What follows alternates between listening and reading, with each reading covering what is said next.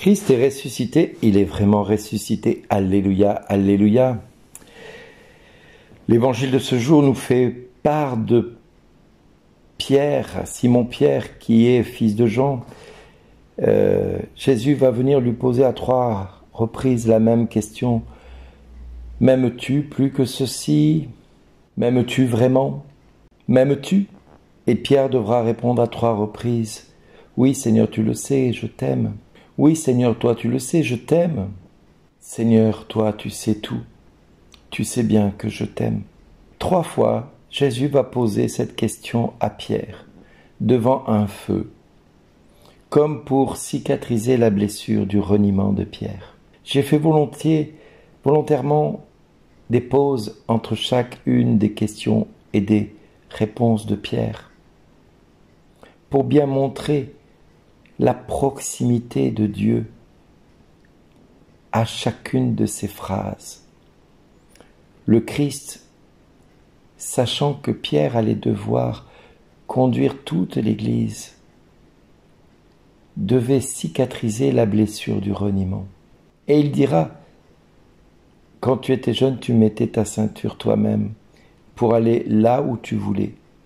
Quand tu seras vieux, tu étendras les mains et c'est un autre qui te mettra ta ceinture pour t'amener là où tu ne voudrais pas aller. Alors, frères et sœurs, écoutons cet évangile et comprenons que Pierre est un homme qui va être amené à suivre le Christ et à ne pas forcément aller là où il a envie d'aller.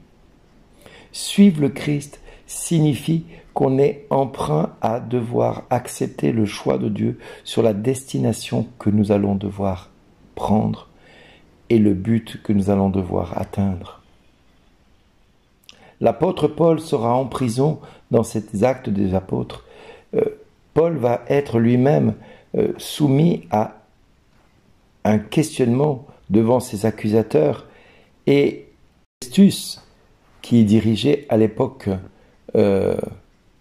la ville de Césarée, dira qu'il a demandé s'il voulait retourner à Jérusalem pour y être jugé. Paul fera appel à Rome, à la décision de l'empereur, pour prendre la décision finale. Parce que Paul est romain. Mais pendant tout ce temps, il va rester en prison. C'est pas le choix de Paul de rester en prison. Quelque part, Dieu permet cela dans sa vie, alors que lui n'a pas forcément envie d'y être. Mais voilà, parce que le choix de Dieu a voulu que Paul soit en prison, Paul l'accepte avec joie et espoir.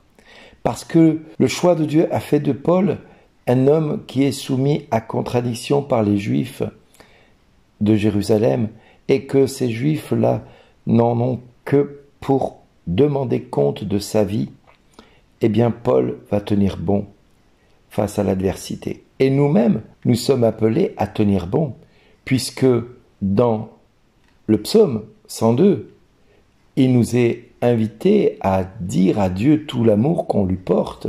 Ce témoignage est un témoignage d'amour, est un témoignage où Dieu manifeste son amour à son peuple. Mais voilà, sommes-nous, comme Pierre, comme Paul, comme l'auteur de ce psaume, suffisamment ancrés en Dieu pour espérer envers et contre tout que Dieu prendra notre défense face à l'adversité? Parce que l'adversité, nous allons la vivre, alors dans la santé, dans le travail, dans les associations, dans l'église, dans nos familles. L'adversité fait partie du parcours du chrétien. Du reste, Jésus dira « Courage, j'ai vaincu le monde ». Mais il n'en demeure pas moins que parce que nous avons nous-mêmes été durement éprouvés, nous pouvons rendre un témoignage véridique. La question est de savoir sur qui ancrons-nous notre foi. Alors j'ai envie de vous dire à chacun et à chacune de vous, aujourd'hui, posons-nous la question, sur quoi bâtissons notre espérance? Sur quoi bâtissons notre foi? Cette foi qui nous fait avancer, qui nous fait dire que Jésus est vivant. Pouvons-nous dire, comme le psalmiste, « Bénis le Seigneur, ô mon âme, bénis son nom très saint, tout mon être.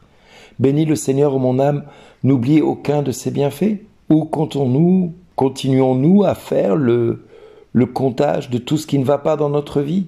Est-ce qu'on compte encore, jour après jour, tout ce qui ne va pas dans notre vie? Ou est-ce qu'on fait le choix de compter les bienfaits de Dieu? Je ne cesse de dire à mes frères et sœurs chrétiennes que j'ai au téléphone, au lieu de regarder ce qui ne va pas dans ta vie, même si c'est dur, même si j'ai conscience que c'est dur, ce n'est pas ainsi que tu vas faire taire l'ennemi. C'est en comptant les bienfaits de Dieu jour après jour. Et chaque fois que quelque chose ne va pas dans ta vie, c'est en comptant les bienfaits de Dieu que tu vas pouvoir avancer. Parce que l'ennemi, quand il te verra compter les bienfaits de Dieu, ils verront combien ils sont nombreux et combien ses actions sont minables à côté. Et il te laissera tranquille.